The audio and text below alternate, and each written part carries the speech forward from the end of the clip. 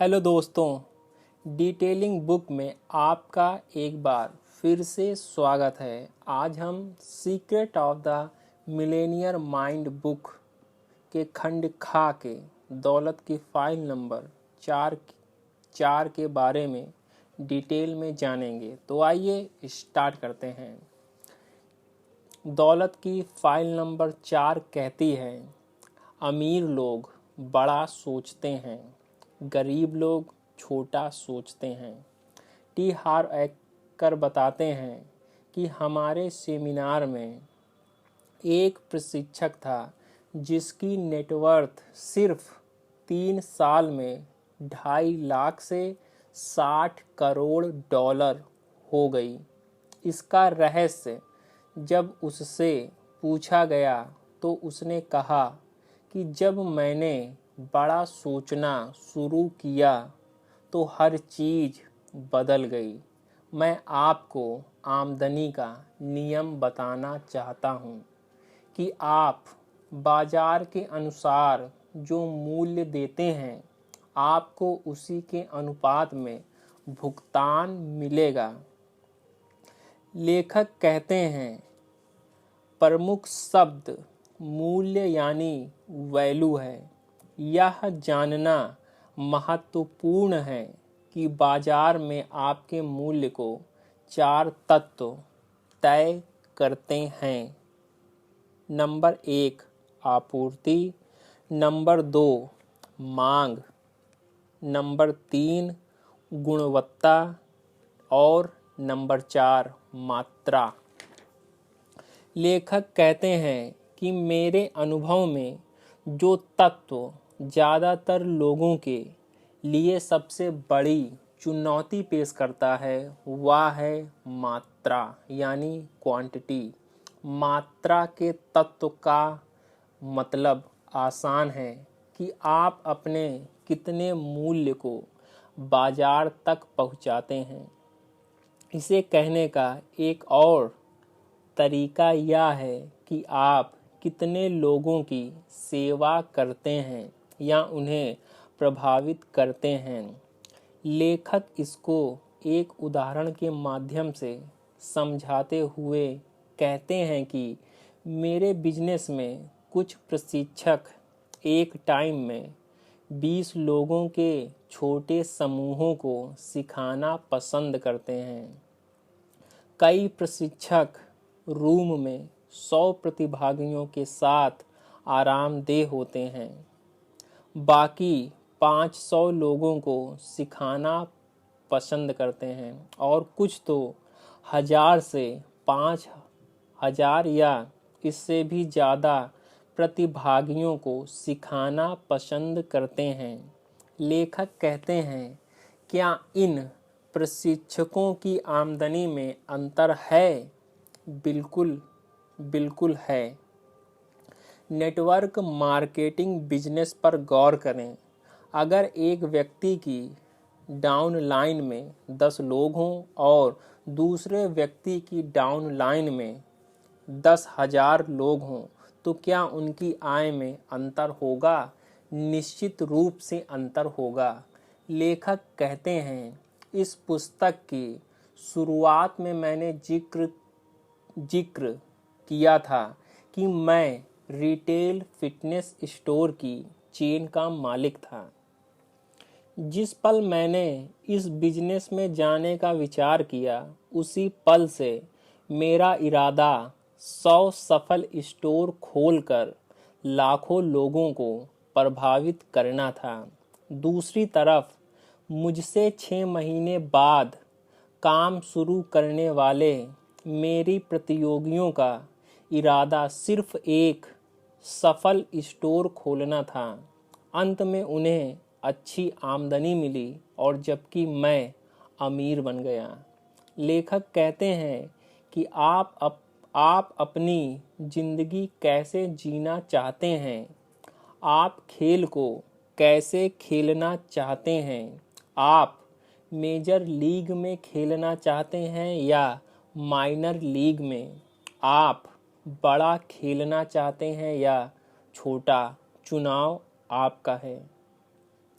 लेखक कहते हैं ज़्यादातर लोग छोटा खेलने का चुनाव करते हैं। क्यों? क्योंकि पहली बात तो वो डर के कारण वे असफलता से बुरी तरह घबराते हैं, और जबकि सफलता से तो और भी ज़्यादा घबराते हैं।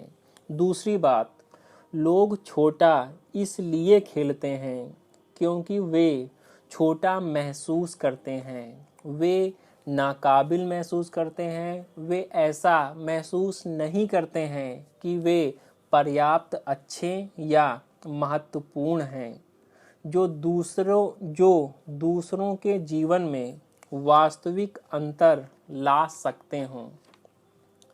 लेकिन यह जान लें, लेखक कहते हैं आपका जीवन सिर्फ आपके लिए नहीं है, यह दूसरों को योगदान देने के लिए भी है। यह अपने मिशन के प्रति सच्चा होने के लिए है। इस समय धरती पर आपके रहने के पीछे जो कारण है उसे जीने के बारे में है। लेखक कहते हैं यह दुनिया के पजल में अपना टुकड़ा जोड़ने के बारे में है। लोग अपने अहम में फंसकर यह मानने लगते हैं कि हर चीज़ मेरे और सिर्फ मेरे चारों तरफ घूमती है।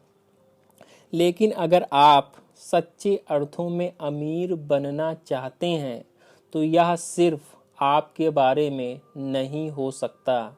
इसमें तो दूसरों के जीवन में सकारात्मक योगदान देना शामिल होगा। लेखक कहते हैं हमारे समय के एक महान आविष्कारक और दार्शनिक बकमिंस्टर फुलर ने कहा है, हमारे जीवन का उद्देश्य इस पीढ़ी और आगे आने वाली पीढ़ियों के लोगों का मूल्य बढ़ाना है।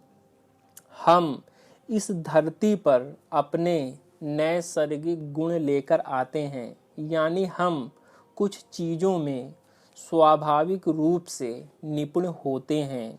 ये उपहार आपको किसी खास कारण से दिए गए हैं। इनका उपयोग करने तथा दूसरों को लाभ पहुंचाने के लिए। शोध से पता चलता है कि सबसे सुखी लोग वे होते हैं जो अपने नैसर्गिक गुणों का अधिकतम उपयोग करते हैं। लेखक कहते हैं जीवन में आपके मिशन का एक हिस्सा ज़्यादा से ज़्यादा लोगों तक अपने नैसर्गिक गुणों का लाभ पहुंचाना और उनका मूल्य बढ़ाना होना चाहिए। इसका मतलब है आपको बड़ा खेलने की इच्छा रखनी होगी। क्या आप एक उद्यमी की परिभाषा जानते हैं? लेखक कहते हैं हम अपने कोर्स में बताते हैं। हम अपने कोर्स में इस परिभाषा का प्रयोग करते हैं जो दूसरों की समस्याएं लाभ के साथ सुलझाता है। उद्यमी समस्या सुलझाने वाले से ज़्यादा कुछ नहीं है। लेखक कहते हैं तो मैं आपसे पूछता हूँ, आप ज़्यादा लोगों के लिए समस्याएं सुलझाएंगे या कम लोगों के लिए? अगर आपका जवाब ज़्यादा है तो आपको ज़्यादा बड़ा सोचने की ज़रूरत होगी और आपको बहुत बड़ी संख्या में हजारों यहाँ तक कि लाखों लोगों की मदद करने का फैसला करना होगा।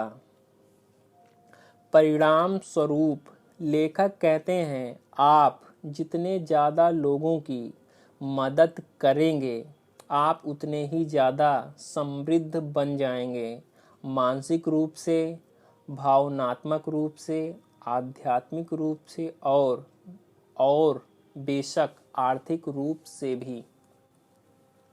लेखक कहते हैं कि इसे समझने में कोई गलती ना करें। इस धरती पर हर व्यक्ति का एक मिशन या उद्देश्य है। अगर आप इस वक्त जिंदा हैं तो इसका कोई कारण है। रिचर्ड बाक ने अपनी पुस्तक जोनाथन लिविंगस्टन सीगल में पूछा है कि मुझे कैसे पता चलेगा कि मेरा मिशन पूरा हो गया है। इसका जवाब यह है कि अगर आप अब भी सांसें ले रहे हैं तो अभी आपका मिशन पूरा नहीं हुआ है। लेखक कहते हैं, मैं देखता हूँ कि बहुत से लोग अपना काम नहीं कर रहे हैं। बहुत से लोग अपने कर्तव्य को नहीं निभा रहे हैं। मैं देखता हूँ कि बहुत से लोग बहुत छोटे खेल खेल रहे हैं और बहुत से लोग अपने डर पर आधारित अहम के स्वरूपों को खुद पर शासन करने दे रहे हैं। इसका परिणाम यह है कि हम में से ज़्यादातर लोग अपनी पूरी क्षमता तक नहीं पहुंच पा रहे हैं, अपने जीवन के संदर्भ में भी और दूसरों के प्रति अपने योगदान के मामले में भी। मूल मुद्दा यह है कि अगर आप नहीं तो फिर कौन। एक बार फिर लेखक कहते हैं कि हर व्यक्ति का अपना अनूठा उद्देश्य होता है। हो सकता है आप रियल एस्टेट निवेशक हों और मकान खरीदकर उन्हें किराए पर उठाते हों तथा कैश फ्लो व मूल्य वृद्धि का लाभ उठाते हों। आपका मिशन क्या है? लेखक कहते हैं, आप कैसे मदद कर सकते हैं। इस बात की अच्छी संभावना है कि आप सस्ते मकान खोजने में परिवारों की मदद करके अपने समुदाय का मूल्य बढ़ा रहे हैं जो इसके बिना उन्हें नहीं मिल सकते थे। लेखक कहते हैं, अब सवाल यह है कि आप कितने लोगों की मदद कर सकते हैं। क्या आप 1 के बजाय 10 की, 10 के बजाय 20 के, 20 के बजाय 100 की, 20 के बजाय 100 की मदद करने के इच्छुक हैं। बड़े खेल से मेरा यही मतलब है। लेखक कहते हैं, मैरियन विलियमसन ने अपनी अद्भुत पुस्तक आ रिटर्न टू लव में इसे इस तरह से लिखा है। आप ईश्वर की संतान हैं। आपके छोटा खेलने से दुनिया का भला नहीं होता है। बाकी लोग आपके आसपास असुरक्षित महसूस ना करें। यह सोचकर सिकुड़ने में कोई दिव्यता नहीं है। हमारे रचयिता का इरादा यह था कि हम सभी उसी तरह से चमकें जिस तरह से बच्चे चमकते हैं। हम ईश्वर की दिव्यता को प्रकट करने के लिए पैदा हुए हैं जो हमारे भीतर है। यह हम में से सिर्फ कुछ लोगों में नहीं बल्कि यह हर एक में है। और जब हम अपनी खुद की रोशनी को चमकने देते हैं तो हम अचेतन रूप से दूसरे लोगों को भी ऐसा ही करने की अनुमति दे देते हैं।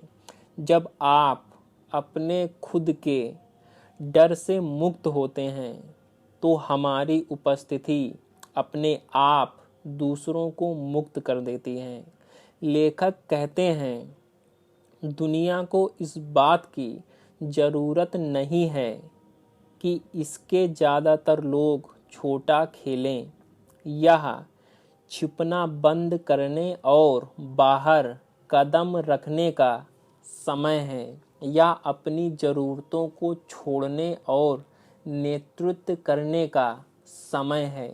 यह अपने नैसर्गिक गुण छिपाकर रखने या उनके ना होने का नाटक करने के बजाय उन्हें बांटने का समय है। यह अपने जीवन का खेल बड़े पैमाने पर शुरू करने का समय है। इसका सारांश यह है कि छोटी सोच और छोटे काम दिवालियेपन और असंतुष्टि की ओर ले जाते हैं। बड़ी सोच और बड़े काम दौलत व सार्थकता की ओर ले जाते हैं। लेखक कहते हैं, चुनाव आपका है। अपने दिल पर हाथ रखकर घोषणा कहें, मैं बड़ा सोचता हूँ। मैं हजारों लोगों की मदद करने का चुनाव करता हूँ।